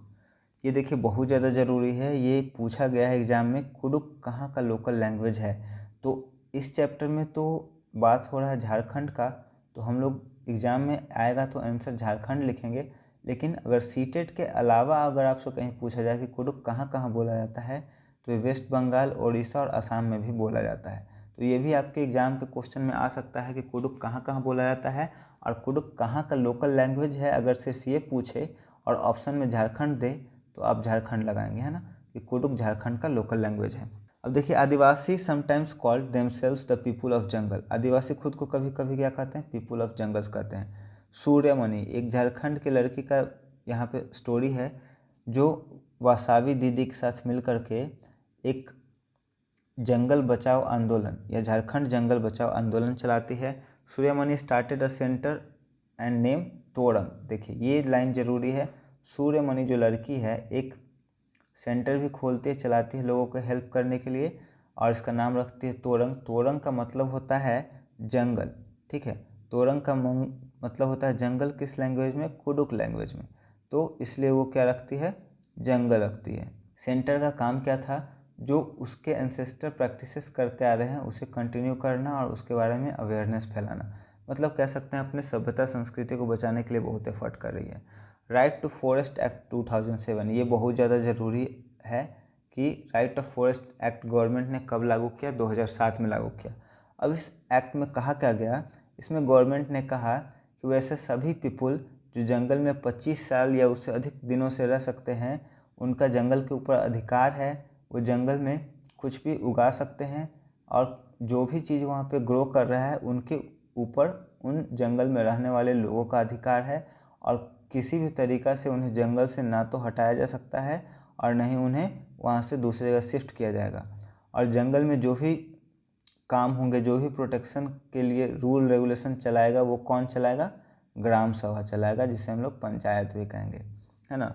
Forest of Mizoram, ये तो झारखंड का बात हो गया। अब दूसरा फॉरेस्ट का बात होगा मिजोरम के फॉरेस्ट का। मिजोरम क्या है, एक हिली एरिया है और यहाँ के जंगल में, यहाँ के पहाड़ों के ऊपर जंगल है। People drink water directly from stream. देखिए यहाँ पे पीपुल डायरेक्टली स्ट्रीम से पानी पी रहे हैं, तो यहाँ पे आप समझ पा रहे होंगे कि स्ट्रीम का पानी यहाँ पे कितना क्लीन होगा कि डायरेक्ट पी रहे हैं। पानी पीने के लिए यहाँ के लोग किस चीज़ का यूज करेंगे, कप का यूज करेंगे, जो कि बना हुआ होगा किस चीज़ का, बैम्बू का, बांस का बना हुआ है। द विलेज काउंसिल, जिसको हम लोग पंचायत भी कहेंगे, decided which family get land for the farming. यहाँ पे जो जंगल है, जंगल में रहने वाले लोग जो आदिवासी हैं वो डिसाइड करते हैं, एक प्रोसेस है जिसका नाम है टीन प्रोसेस, ठीक है। टीन प्रोसेस से वो डिसाइड करते हैं कि किस परिवार को कितना खेत में मिलेगा। टीन वाला जो क्वेश्चन है ये पूछा जा चुका है एग्जाम में कि एक टीन का मतलब क्या होता है, तो आगे मैं बताऊंगा एक टीन का मतलब क्या होता है। The distribution of land on the basis of tin system, that is the land on which 1 tin of seed grown. अब देखिए 1 टीन ज़मीन का मतलब क्या है कि 1 टीन में जितना सीड है और उसको बोने के लिए जितना ज़मीन चाहिए वही टीन सिस्टम है ना। तो हर एक परिवार को उनके कैपेसिटी के अनुसार दिया जाता था ज़मीन कि कौन कितना ग्रो करा सकते हैं। झूम फार्मिंग ये भी बहुत ज़्यादा इंपॉर्टेंट है, बहुत पूछा जाता है। झूम फार्मिंग क्या है? ये एक फार्मिंग का एक प्रोसेस है जिसमें क्या करते हैं लोग, जंगल को साफ करके उसमें आग लगा देते हैं। आग लगाने के बाद जो जंगल क्लीन होता है उस पर खेत किया जाता है और आग का जो राख है उसको उसी खेत में छीट देते हैं, जो कि किस चीज़ का काम करता है? मैन्योर का, फर्टाइल करने का काम करता है ना। A process of farming in which weed and some small plant grown around are cut down and their ashes मतलब जलाने के बाद जो राख बचेगा, make the soil fertile when the soil is ready to lightly dig। अब इसमें क्या किया जाता है? इसको हल्का हल्का खोदा जाता है सिर्फ, ना कि इसे जोता जाता है। जोतने और खोदने में अंतर है ना। और इसके ऊपर सीड को छीट दिया जाता है। सीड को अंदर डाला नहीं जाता, ऊपर से बस ऐसे ही स्प्रेड कर दिया जाता है। The main crop here is rice when crops are cut down. ये बहुत ही ज़्यादा ज़रूरी है। जब भी आपका सेलिब्रेशन या फेस्टिवल कब आता है तो आपका बहुत ही ज़्यादा इम्पोर्टेंट हो जाता है स्पेशल डांस चिराओ। ठीक है, याद रखिएगा। जब फसल पक जाते हैं तो यहाँ के लोग एक स्पेशल डांस करते हैं जिसको चिराओ कहते हैं। In this dance people sit in pair. अब इस डांस में होता क्या है, लोग पेयर में सामने एक दूसरे को बैठते हैं और बम्बू को पकड़ करके ज़मीन पर रखते हैं। चैप्टर 21 हम लोग का है like father like daughter. Asima sneeze just like her father. ठीक है, यहाँ पे नानी का मतलब है मदर्स। ये भी पूछा गया है रिलेशनशिप में। अम्मा किसको बोलेंगे? मदर को। नानी किसको बोलेंगे? मदर के मदर को। मौसी किसको बोलेंगे? मदर के सिस्टर को। यहाँ पे थोड़ा सा जो स्टोरी का कैरेक्टर है मैंने यहाँ पे लिखा है। नीलिमा क्या है? एक लड़की है जो अपने माँ के साथ अपने नानी घर गई है। नानी घर आपको पता है क्या होगा, ठीक है, हॉलीडे में। वहाँ पे एक लड़की आती है जिसका नाम है किरण, ठीक है, जो कि उसके मामा की डॉटर है और उसकी क्या लगेगी? बहन लगेगी। और किरण का एक बेटा है जिसका नाम है समीर और नीलिमा उसकी क्या लगेगी? मौसी लगेगी। और यही एग्जाम क्वेश्चन में पूछा गया है what is the relation between Neelima and Sameer. तो नीलिमा क्या है? मौसी है उसकी। डायरेक्ट यहाँ से क्वेश्चन आया है। There are group of character which are passes from one generation to other so they are some similarity with our parents and ancestor. अब देखिए यहाँ पे एक बात हुआ है कि हम लोग के शरीर में जो कुछ कैरेक्टर होता है, कुछ मम्मी से और कुछ पापा से पास करता है, मतलब एक जनरेशन से दूसरे जनरेशन में, और दादाजी का भी और उनके पहले के भी, मतलब एंसेस्टर का कैरेक्टर हो सकता है। ठीक है, नीलिमा हेयर इज़ लाइक हर नानी थिक एंड कर्ली। अब यहाँ पे नीलिमा का बात हुआ। नीलिमा का जो बाल है वो उसके नानी के जैसा है, थिक है, मोटा है और कर्ली है। सरोजा एंड सुवासिनी, ठीक है, यहाँ पे दो गर्ल का बात हो रहा है। Saroja and Suvasini are twins sister, look like very similar, लेकिन उनमें भी क्या है? डिसिमिलरिटी है। Saroja speaks Marathi and Tamil very well because at home their family speaks Tamil and school Marathi is spoken. अब देखिए ट्विंस थी, तो जो सरोजा के मामा थे उन्होंने बचपन में ही इसे अडॉप्ट कर लिया था और उसे अपने साथ लेकर के चले गए थे महाराष्ट्र में।